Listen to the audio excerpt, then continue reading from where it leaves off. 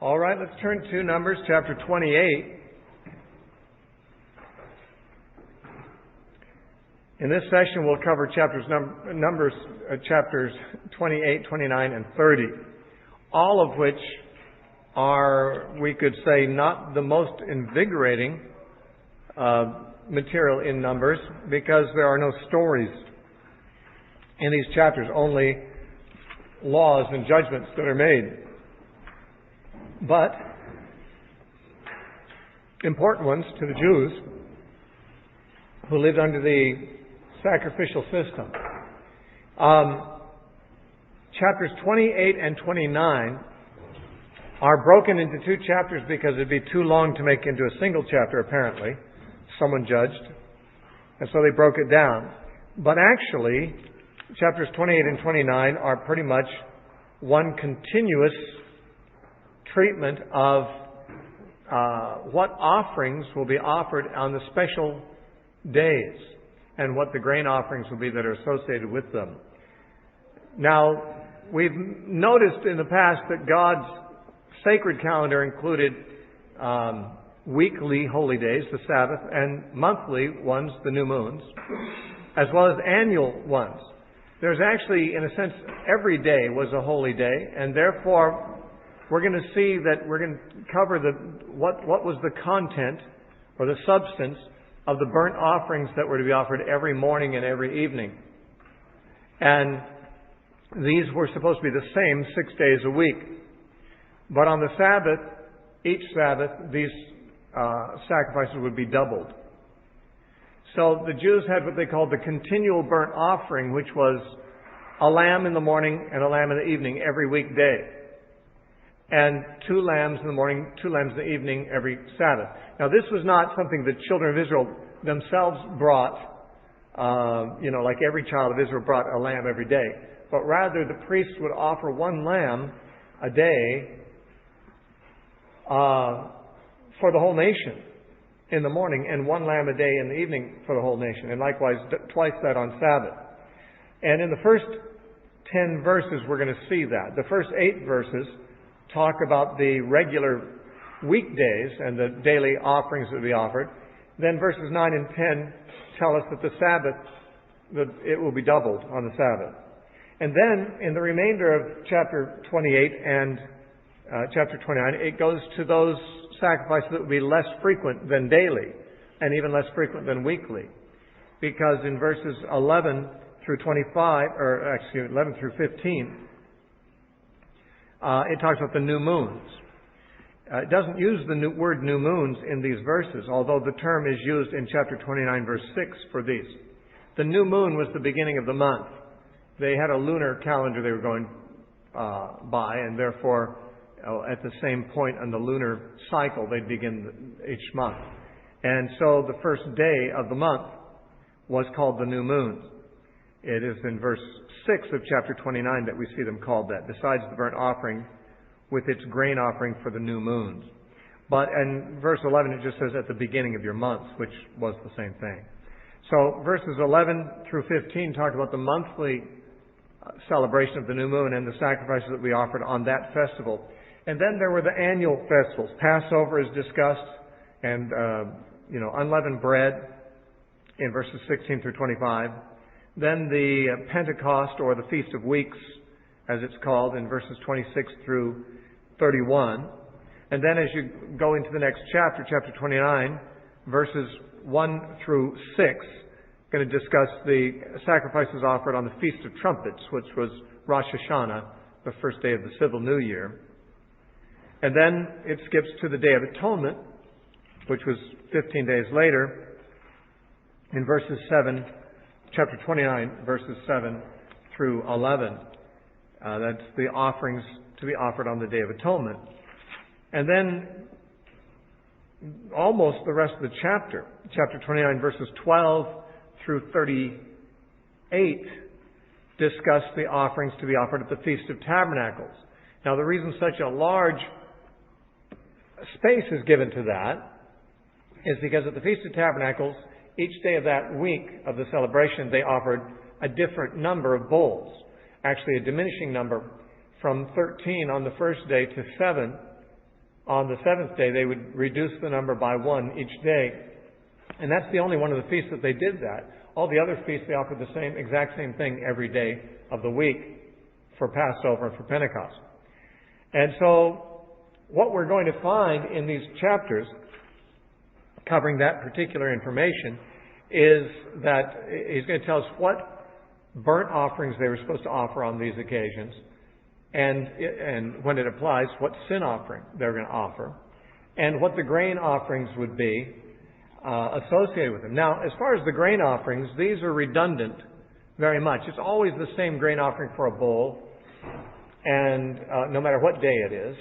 It's always the same grain offering for a lamb. It's always the same grain offering for a goat. Those grain offerings were laid out for us in chapter 15. Back when it was just saying what the grain offerings would be for particular sacrifices. That is, when they offered a burnt offering of a bull, there was a certain prescribed amount of grain, that would be actually flour, mixed with oil, and also a drink offering of wine that would be offered with every bull.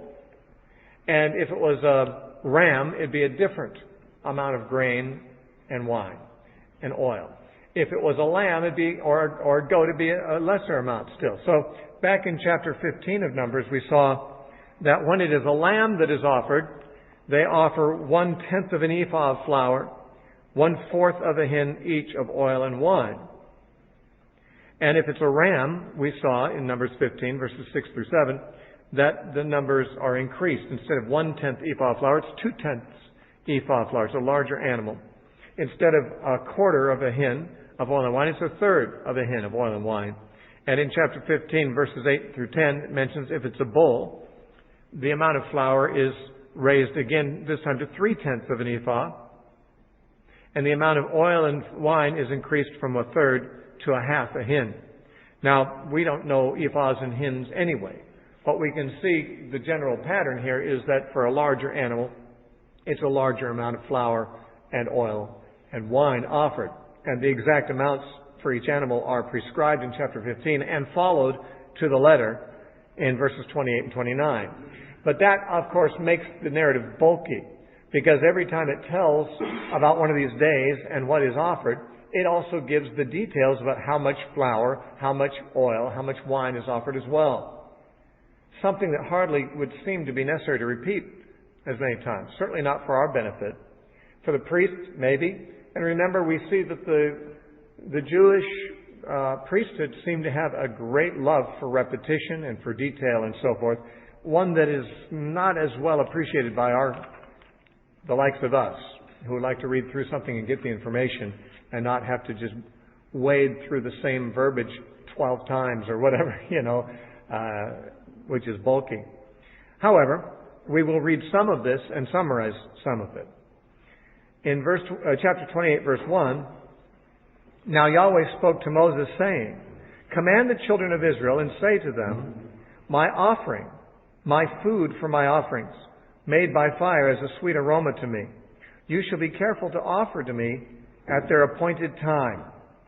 And you shall say to them, This is the offering made by fire which you shall offer to the Lord, 2 male lambs in their day of the first year without blemish, day by day, as a regular burnt offering.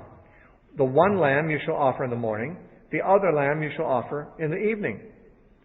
And 1/10 of an ephah of fine flour as a grain offering, mixed with 1/4 of a hin of pressed oil. It is a regular burnt offering which is ordained at Mount Sinai for a sweet aroma, an offering made by fire to the Lord." Now, back when they were at Mount Sinai, God said they'd offer this regular daily offering of a lamb every day. It did not there mention that that would be doubled on the Sabbath. But it does, we do get that when we get to verses 9 and 10 here. It says in verse 7, "And its drink offering shall be 1/4 of a hin for each lamb." That'd be a hin of wine. "In a holy place you shall pour out the drink to the Lord as an offering. The other lamb you shall offer in the evening as the morning grain offering, and its drink offering you shall offer as an offering made by fire, sweet aroma to the Lord." So, basically, same thing, morning as in the evening. A lamb each time, 1/4 of a hin of flour, a tenth of an ephah of flour, a fourth of a hin of oil and wine in each case. Then verses 9 and 10, and on the Sabbath day, 2 lambs in their first year without blemish, and 2/10 of an ephah of fine flour as a grain offering mixed with oil with its drink offering. This is a burnt offering for every Sabbath, besides the regular burnt offerings with its drink offering. Then we have the monthly offerings. These are not mentioned very often in the Old Testament. In fact, I was once talking to a Seventh-day Adventist about Colossians chapter 2 and verse 16. And, of course, that's the passage that says, where Paul says, let no man judge you concerning what you eat or drink. And he goes on to say, nor concerning, he says, a festival or new moons or Sabbaths. This is Colossians 2:16. Therefore let no one judge you in food or in drink or regarding a festival or new moon or Sabbath. And this particular individual was trying to tell me that these are not talking about Jewish ordinances. It's talking about pagan ordinances, pagan festivals, pagan new moons, pagan Sabbaths, which I disagreed with. But he was saying, where, after all, in the Old Testament does it ever say to celebrate the new moons? And it was his opinion that new moons were not part of the Jewish celebration, and therefore Paul was not talking about Jewish festivals and new moons and Sabbaths, but about pagan ones. But actually, he was mistaken. Actually, there is a command to observe the new moons in the law. It's not very often mentioned, but it is mentioned here. In Numbers 28:11, at the beginnings of your months you shall present a burnt offering to the Lord, 2 young bulls, 1 ram, and 7 lambs in the first year without blemish. And then, of course, it talks about how much grain offering for each of those animals, and it's the same as the grain offerings for each of those kinds of animals that is given in Numbers 15. In addition to those burnt offerings, which was 2 bulls, 1 ram, and 7 lambs of a year old, they were also at the new moon supposed to offer a sin offering, 1 goat kid, mentioned in verse 15. So they would offer a total of 10 animals as burnt offerings on the first day of the month, the new moon, and 1 animal, a goat kid, as a sin offering. And the grain offerings apply as previously. So daily they're offering 1 lamb as a burnt offering in the morning, 1 at night. Sabbath, it's 2 lambs in the morning, 2 lambs at night. And once on the first day of the month, it's a much larger festival, actually. 2 bulls, 1 ram, and 7 lambs offered, plus a goat kid. Now, we come then to the annual festivals. Passover is the first one to be considered. On the 14th day of the first month is the Passover of the Lord. And on the 15th day of the month is the feast. Unleavened bread shall be eaten for 7 days. On the first day you shall have a holy convocation. You shall do no customary work. And you shall present an offering made by fire as a burnt offering to the Lord. And so they were to do, actually, every day of the 7 to offer the same offerings. What are they? Well, it's the same burnt offerings as they offered on the new moons. It'd be 2 young bulls, 1 ram, 7 lambs for the first year. So, and the proper grain offerings associated with them. So really, the offerings, each of the 7 days of the Feast of Unleavened Bread, were to be exactly the same offerings they'd offer on a new moon. 2 bulls, 1 ram, and 7 lambs as burnt offerings. And the goat of the sin offering also, verse 22. So it's exactly the same as on a new moon. And so it is also every day of the Feast of Weeks. In verses 26 through 31, it says, also on the day of the first fruits, when you bring a new grain offering to the Lord at your Feast of Weeks, you shall have a holy convocation, and you shall do no customary work. You shall present a burnt offering as a sweet aroma to the Lord, 2 young bulls, 1 ram, 7 lambs the first year, of course. And here I don't believe it mentions the sin offering. It may be implied, or it may be that it was not the case that they offered a sin offering on Pentecost, or I'm not sure. I don't see the sin offering in this list. So that's an exception. But it may be that it was implied that the sin offering is supposed to be there too. After all, it's just like the others. in other respects. Oh, I take that back. There is one kid of the goats in verse 30. It doesn't say a sin offering, but it says to make an atonement for you. So there is a sin offering there in verse 30. So it is just the same. Whether it's the 7 days of unleavened bread or the 7 days of the Feast of Weeks, Pentecost, they offer exactly the same sacrifices every single day that they offered on every new moon. So there's a lot of repetition here of the same ceremony once a month plus all these different days on an annual basis. Now, I will point out in verse 26 the reference to the day of the first fruits associated with the Feast of Weeks. When we went through the Jewish calendar year in Leviticus chapter 23, we saw that there was a day of the first fruits where they waved the barley sheaves before the Lord. That was just on the first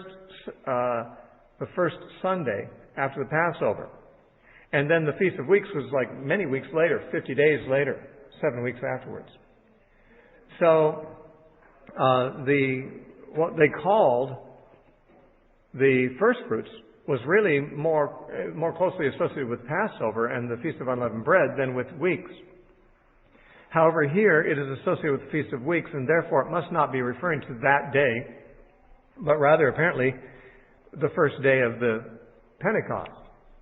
And that is because, of course, Pentecost was also a harvest festival, all the festivals were related to harvest.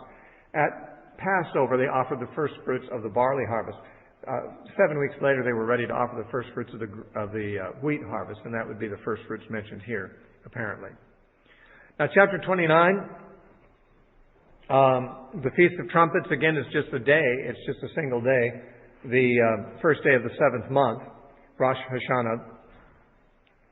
And guess what? They offer exactly the same offerings as they do every new moon. So they offer the 2 bulls, 1 ram, 7 lambs, and 1 goat as a sin offering, and all the appropriate grain offerings as well. Not much more to observe about that. In fact, it specifically says it's the same as the new moons in verse 6, besides the burnt offering with its grain offering for the new moon. The regular burnt offering with its grain offering, and their drink offerings according to their ordinance. It may be that what this means is that if Rosh Hashanah happens to fall on a new moon, on the first day of the month, well, it is the first day of the month, so it is a new moon, come to think of it. And therefore, it says you must offer double that. You offer the 2 bulls, 1 ram, and 7 lambs for Rosh Hashanah, and then you offer another 2 bulls, 1 ram, and 7 lambs for the new moon. Apparently. So you double it because Rosh Hashanah is a new moon. It's the first day of the month, the 7th month.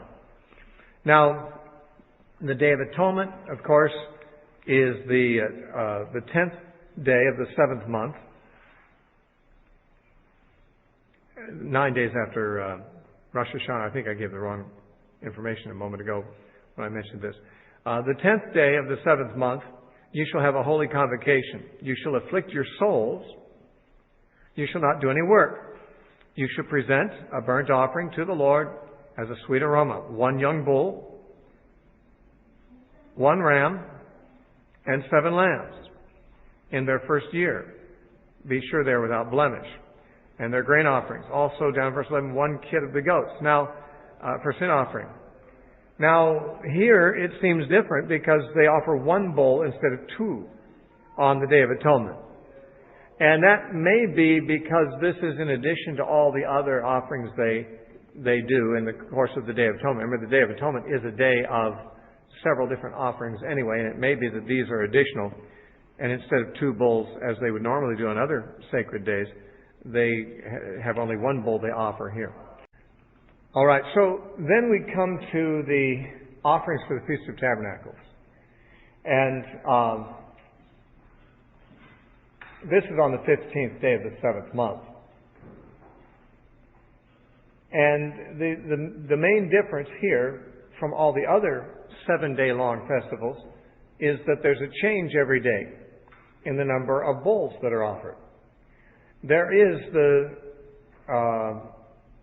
a consistent and uniform number of rams and lambs and goats that are offered each day, but the number of bulls changes. And why this is a matter of curiosity, of course. I don't know of any commentator that has been able to offer an answer for that. Why the Feast of Tabernacles would have this change and the other feasts do not. On the first day of the Feast of Tabernacles, we find that they present as a burnt offering, verse 13 says, they offer 13 young bulls, 2 rams, 14 lambs in their first year, and then they're going to offer, in verse 16, 1 kid of the goats as a sin offering. So it looks a little like the other days, except the numbers are different. The kid for the sin offering is the same as all these other days, but different number of bulls, rams, and lambs. We got 13 bulls, 2 rams, and 14 lambs. And as I say, the number of rams, lambs, and the kid remain the same for the 7 days of the festival, but the number of bulls changes.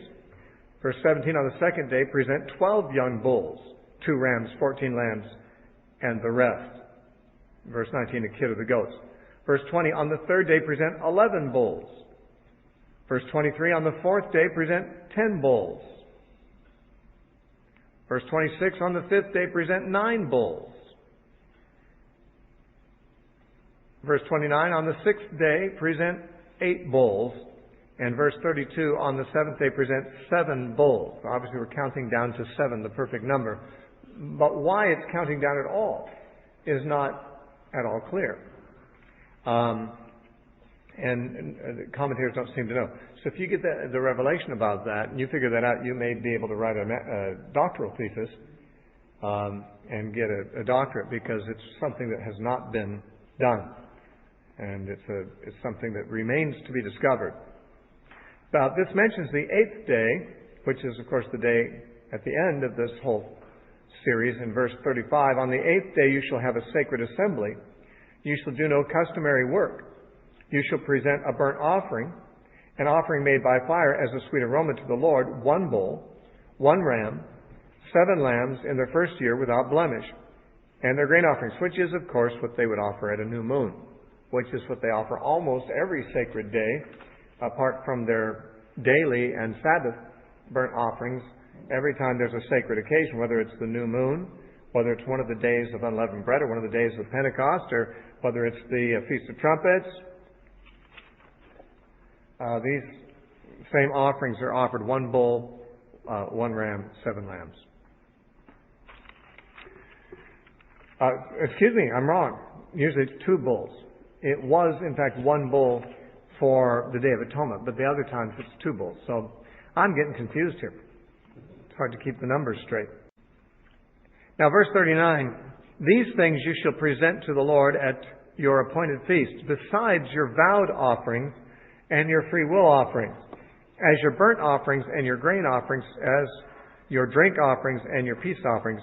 So Moses told the children of Israel everything just as Yahweh commanded Moses. Now, verse 39 is saying that these are constants.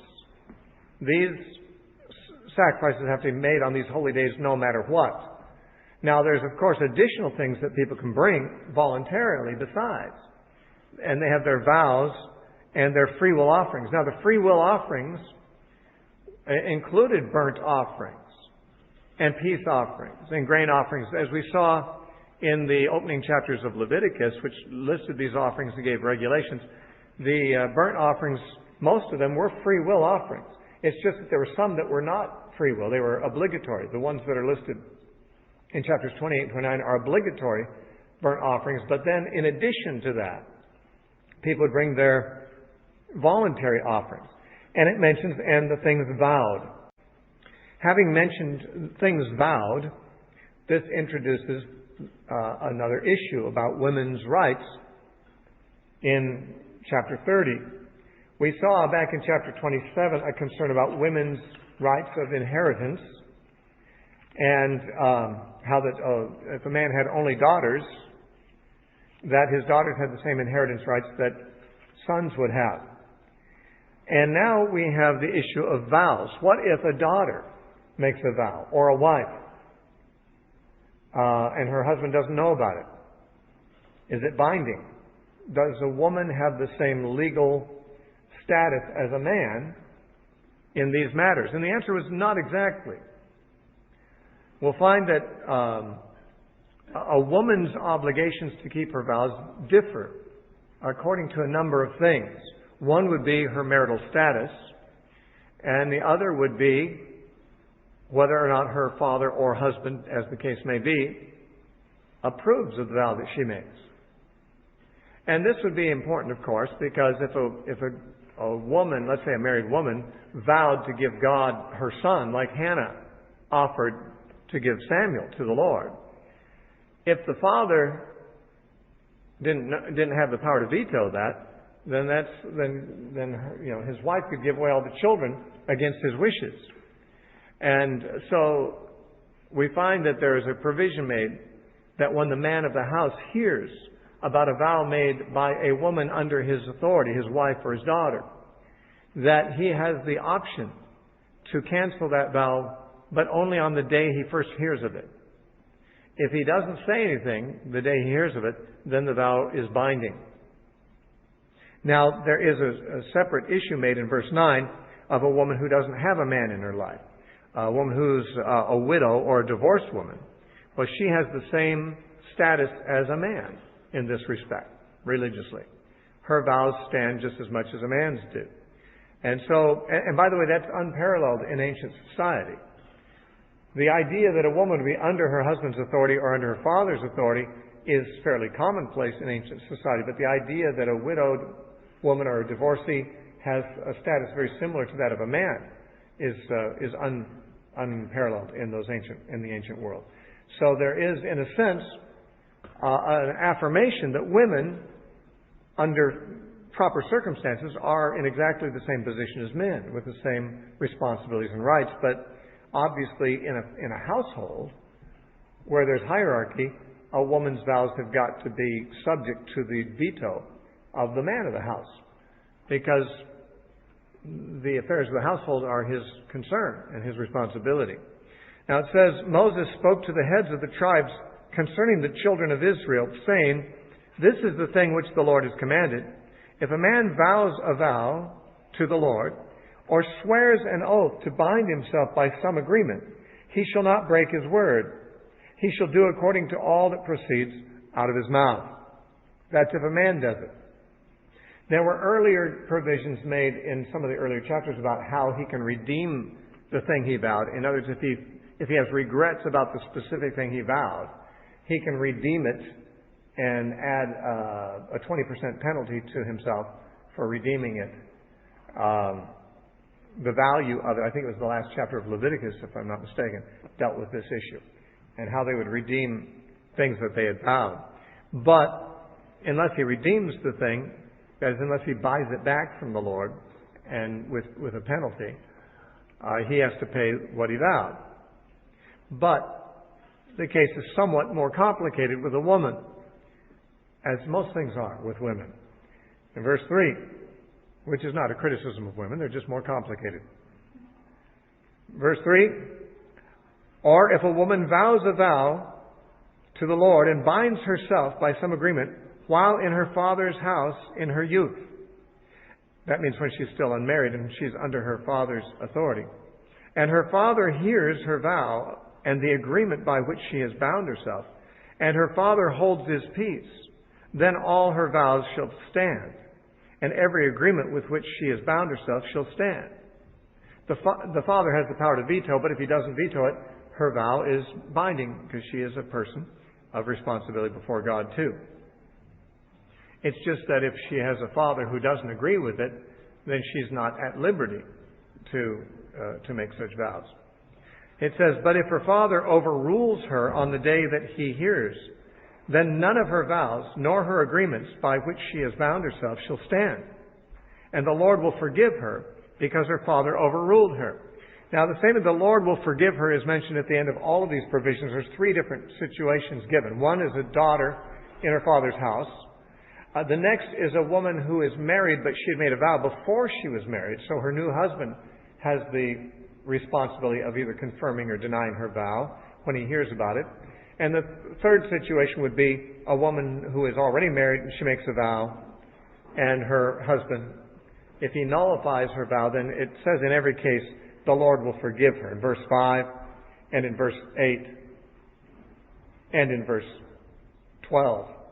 All those places in these three different circumstances says, if the man in her life nullifies her vow on the day he hears of it, he has the right to do that, and she will be forgiven for that. Now, does that mean she did something wrong by submitting? No, it just means she'll be released from the vow. She'll be forgiven for the promise. She'll be released from her obligation because she is under the authority of her father in this case. By the way, I know of a case in Idaho of a Christian family, a godly family, whose teenage daughter was very rebellious, and she ran off with a 40-something-year-old man who was a criminal, and he was on the lam. He was running from the law. And they crossed over into Nevada and got married. And she was like 16, and he was in his 40s, and he was a crook, and she was just a rebellious, backslidden girl from a Christian home who had previously professed to be a Christian, and who I believe is now back with the Lord again. But her father, counting on the provisions of this particular chapter, when he heard that she had married the guy, he nullified her vow. Of course, as long as she remained with the man, then she was living in fornication. But she had no right to make a vow. She was still a virgin under her father's authority when she ran off, and therefore her father had the right to cancel her marriage vows. He never approved of them.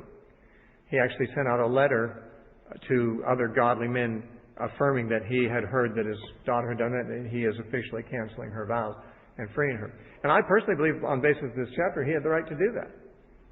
I don't think that a young girl does have the right to marry a man against her father's wishes if he chooses to nullify it. Now we might say, but that's Old Testament. Yeah, but families are still families. You know, fathers are still fathers. Husbands are still husbands. I mean, God, though the covenants have changed, God hasn't reorganized the family. The family is organized in Genesis chapter 2. And Jesus counted on what Genesis chapter 2 said as the basis for understanding proper family and marriage relationships. So it seems to me that there's no difference between the Old Covenant and the New Covenant as far as the authority of a father over his children. Certainly, if anything, Paul indicates that the authority of parents over their children is the same as under the law. When Paul in Ephesians chapter 6 says, children, obey your parents in the Lord, and then he quotes the commandment from Exodus, honor your father and your mother. And so it would seem that Paul is saying family structure and parental authority is the same as it was in the Old Testament. Now that would feel awkward, probably especially to a modern woman or a man who marries her, if her parents didn't approve of the marriage. Assuming she's a virgin daughter who's still living at home and so forth. I mean, if the woman's been out, it says if she's divorced or she's widowed, that's a different story. There's a different provision made. We're talking about, it specifically says, a girl, verse 3, while in her father's house in her youth. He has not yet given her away. He's never relinquished his authority over her. And yet she makes a vow. Now this is not talking about wedding vows. It's talking usually about vowing something else to the Lord. But it specifically says, if she makes a vow or binds herself by some agreement. And that is, of course, what it says also throughout this whole section, that it's talking about people making vows or binding themselves in some way to some agreement.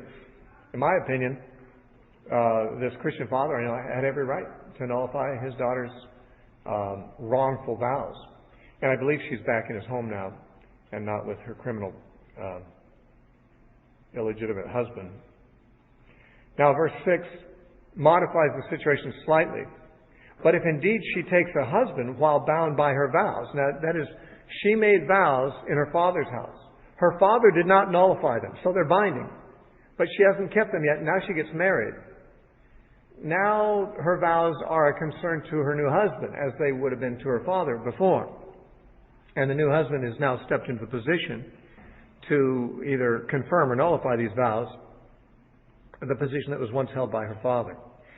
So if indeed she takes a husband while bound by her vows or by a rash utterance from her lips by which she bound herself, and her husband hears it and makes no response to her on the day that he hears, then her vows shall stand, and her agreements by which she bound herself will stand. But if her husband overrules her on the day he hears it, he shall make void her vow, which she vowed, and what she uttered with her lips, by which she bound herself, and the Lord will forgive her. But any vow of a widow or a divorced woman by which she has bound herself shall stand against her. That is, she'll have to keep it, just like a man would. The very same thing that said of a man in verse 2 is true of a woman who does not have a man, to whom she answers. Verse 10. If she vowed in her husband's house, that is, this is the third situation. The first situation, she's in her father's house. The second situation, she made a vow in her father's house. It wasn't nullified by her father, but now she's in a new home, her husband, and now her husband has the right to nullify it. But now, it's talking about a woman who is already married and makes a vow, and this is the third circumstance, or the fourth if you include the widowed and divorced woman. So she makes a vow in her husband's house, or she's bound herself by an agreement with an oath, and her husband heard it and made no response to her and did not overrule her. Then all her vows shall stand, and every agreement by which she bound herself shall stand. But if her husband truly made them void on the day he heard them, then whatever proceeded from her lips concerning her vows or concerning the agreement binding her, it shall not stand. Her husband has made them void, and the Lord will forgive her or release her from her vows. Every vow and every binding oath to afflict her soul, her husband may confirm it, or her husband may make it void. Now, to afflict her soul, as I say, that term usually refers to fasting. And I'm not sure exactly why a vow to afflict her soul is mentioned, unless it was typical to fast on the same occasion that you came to the temple to pay your vows, and so it's just referring to that. Or maybe it's even saying any vow, even the smallest thing, like even if she vows that she's going to fast a certain day, her husband can overrule that. In any case, it says in verse 14, but if her husband makes no response whatsoever to her from day to day, then he confirms all her vows. Now, he confirms them non-verbally. There's a principle of law, not the law of Moses per se, but basically modern legal systems. The Latin term for it is qui tacit consentire viditur, which is probably not the correct pronunciation of the Latin. But it means silence is counted as consent. We see that also found in another law that comes up in Deuteronomy, and that is if a man sleeps with a woman who is betrothed to somebody else, they should both be put to death because she's betrothed. She's like a married woman. It's adultery. But it says she will be put to death with him if it happened in the city, but not if it happened out in the country. If it happened out in the countryside, the assumption is it was done in a place where even if she cried out for help, no one could help her. So she might well have cried out for help, and the presumption of innocence is given to her. If it turns out that she's caught and that a man has slept with her, and it was out in some private place where no one could hear if she shouted, the assumption is she shouted. Now, she might not have. She might have been consenting, but it has given her the benefit of the doubt that since no one could have heard if she shouted, she's presumed innocent, and therefore she's not punished. But if it took place in town, where there were people around, obviously, in the next room or even in the same room, because many people lived in villages in one-room houses, it's assumed that she could have cried out. And if she didn't cry out, if this happened in town and she didn't cry out, then she is considered to be consenting to it. So her silence is counted as consent in that case too. This is a principle that is recognized in modern law. It's also recognized in the law of Moses, apparently. And in fact, it's stated in very clear terms in verse 14. If her husband makes no response whatever to her from day to day, then he confirms all her vows. He confirms it silently by not saying anything. Okay, so verse 15 says, but if he does make them void after he has heard them, and I believe this means more than one day after he heard them, then he shall bear her guilt. Now, I'm not sure when it says after he has heard. I don't know if that means legitimately, he has the right. He has the right to cancel his daughter's or his wife's vow the day he hears it. But if he does, he bears her guilt. She is forgiven. She's released. But he's the one responsible for making her break her vow. In which case he's done something incurring guilt. But I think it's more likely that since God has been saying all the way through here that the husband or the father is in the position to nullify the vow, and that's his authority to do that, that it's saying that if he waits more than a day after he hears it and then cancels her vow, then there's guilt involved in that. It says, these are the statutes which the Lord commanded Moses between a man and his wife, and between a father and his daughter in her youth in her father's house. And this is really a situation where we don't have very many parallels today, because making vows is not something that happens very often in our society. In those days, they confirmed almost every transaction with a vow, with an oath of some kind. They didn't have signed contracts like we do very often. They would make verbal contracts, and they would vow or make an oath, make an agreement, bind themselves. And then, of course, it was absolutely essential that they honor that verbal agreement that they had bound themselves to, just like it's important to honor a written contract. But we have written contracts instead. And I suppose this would apply to written contracts in our society. That a wife who makes a contract, or a daughter who's in her father's home makes a contract, if her father, or in the other case, husband, doesn't approve of that, then he can cancel it. However, our courts of law would not necessarily assume that. If the daughter was especially over 18, she would be considered to be bound by law, no matter what her father wanted, or a woman, no matter what her husband wanted. In the law of Moses, however, the father and the husband were counted as the protectors of those in their household. And if the father believed that his daughter or wife had made a foolish and hurtful vow, he could get her out of it. He was there to protect her from making such foolish vows. Now, we don't know that he would always cancel it because he thought it was foolish. He might not be as generous as his wife, and she may offer to offer something to God that he wouldn't want to offer to God. But he still has the right to cancel that. Someone has to be in charge of the household, and God put the father in charge of the household. And so, I believe, although it doesn't say so, that a young son still living in the household who has not reached the age of maturity, if he made a vow, obviously it would be something the father could cancel too, for the same reason.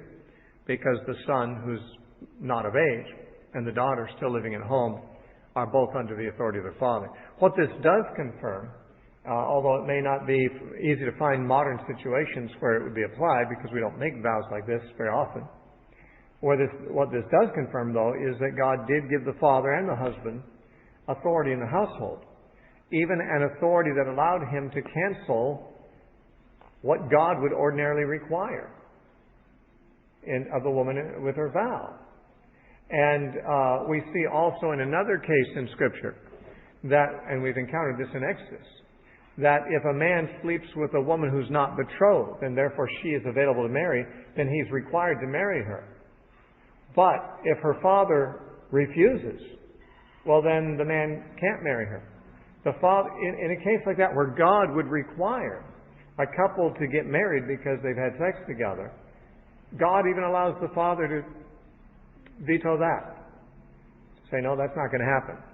And that is honored then by God. All right, well, that's the end of that chapter, and really the end of the section that we want to take today.